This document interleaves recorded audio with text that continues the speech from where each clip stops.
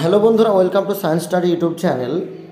আজকের ভিডিওটা GK জিএসের mathematics syllabus নিয়ে, যে ম্যাথামেটিক্সের কোন কোন পার্টগুলো করলে মোটামুটি যে 8 নাম্বার পরীক্ষায় আসে তার মধ্যে ম্যাক্সিমাম নাম্বার পাওয়া যেতে পারে। তো এখানে আমরা দেখলাম মানে যে পরীক্ষাগুলো এখানে হয় সেগুলো মোটামুটি এই 10টা চ্যাপ্টারের নাম এখানে দেওয়া হয়েছে। এই 10টা চ্যাপ্টার থেকে মোটামুটি কোশ্চেন দেয়। তো এইগুলো যদি ভালোভাবে মানে প্র্যাকটিস করা যায় তাহলেই আশা করছি সিলেবাসটা কভার হয়ে যাবে। তো এই যে এখানে যে গণিতগুলো আছে বা ম্যাথগুলো আছে এইগুলো মোটামুটি সুবির দাস বলেন বা RS আগারওয়াল বইগুলো করলে ম্যাক্সিমামগুলো কভার হবে। মানে 8টার মধ্যে 5টা থেকে 6টা কোশ্চেন করা যেতেই পারে। একটা দুটো কোশ্চেন একটু হার্ড লেভেলে দেয়, তো আমি যদি একটাতে 1-2 বাদও দিই 5-6টা পারাই যায়। তো মোটামুটি 5-6টা করলেই অনেক। তো কী কী থাকবে চ্যাপ্টারগুলো একটু নাম বলি। প্রথম হচ্ছে এজ রিলেটেড প্রবলেম, যে বয়স সম্পর্কিত যে সমস্যাগুলো হয়, ঠিক আছে, হয়তো অনুপাত দিয়ে দিল 5 বছর পরে কত হলো বা 6 বছর আগে কত ছিল, এরকম যে কোশ্চেনগুলো হয় এইগুলো প্র্যাকটিস করবেন। আর অবশ্যই যখনই কোশ্চেন মানে ম্যাথ করার জন্য মানে ম্যাথ প্র্যাকটিস করতে বসবেন তখনই প্রিভিয়াস ইয়ার যে কোশ্চেন সেই কোশ্চেনটা অবশ্যই দেখবেন যে কোন লেভেলের কোশ্চেনটা দিচ্ছে, ঠিক আছে, তাহলে আশা করছি মানে সঠিকভাবে এগোতে পারবেন। নেক্সট হচ্ছে সিম্পলিফিকেশান। সিম্পলিফিকেশানের বিশেষ করে 1/, যে অঙ্কগুলো আছে 1/2 মাইনাস বা ওই যে ওইগুলো থাকে, যেমন 1/n এর যে অঙ্কগুলো আছে ওইগুলো করতে হবে। নেক্সট হচ্ছে কোয়াড্রেটিক ইকুয়েশন বা যেটা দ্বিঘাত সমীকরণ বলি আমরা, সেইটা।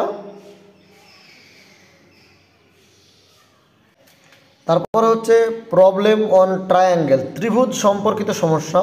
ত্রিভুজের ক্ষেত্রফল বলেন বা যেগুলো সমস্যা থাকে ত্রিভুজের, প্রত্যেকটা একটা একটা করে দেখে যাবেন, একটা দুটো করে। হ্যাঁ, মানে ত্রিভুজ সম্পর্কিত সমস্যা যতগুলো আছে সবগুলো করবেন। আশা করছি এখান থেকে একটা কোশ্চেন পাবেন, কারণ ত্রিভুজ থেকে কোশ্চেন দেয়, আমরা জানি যে বিভিন্ন কম্পিটিটিভ এক্সামেও ত্রিভুজ থেকে বিভিন্ন কোশ্চেন দেয়।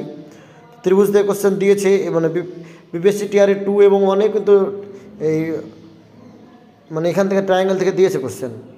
নেক্সট আমরা দেখব পার্সেন্টেজ, দেখব পার্সেন্টেজ এবং অ্যাভারেজে কিছু করবেন। পার্সেন্টেজ থেকে কোশ্চেন দেয় এবং দিয়েছে। প্রফিট লস এখান থেকেও কোশ্চেন দিয়েছে, তো এগুলোও প্র্যাকটিস করতে হবে।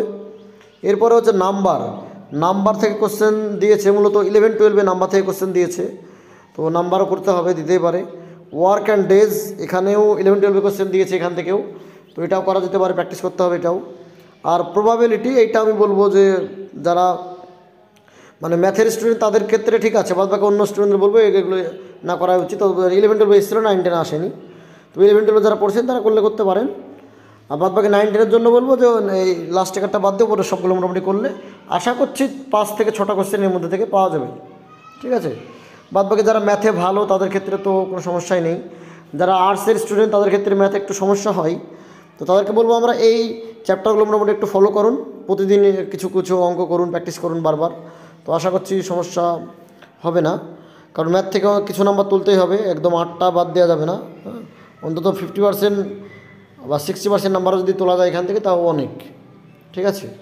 তো এই ছিল আজকের ভিডিও ম্যাথের সিলেবাস।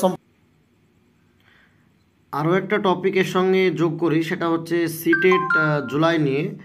যারা সিটেট জুলাই পরীক্ষা দিয়েছেন তারা কি BPSC টিআরই 4.0 পরীক্ষায় বসতে পারবেন?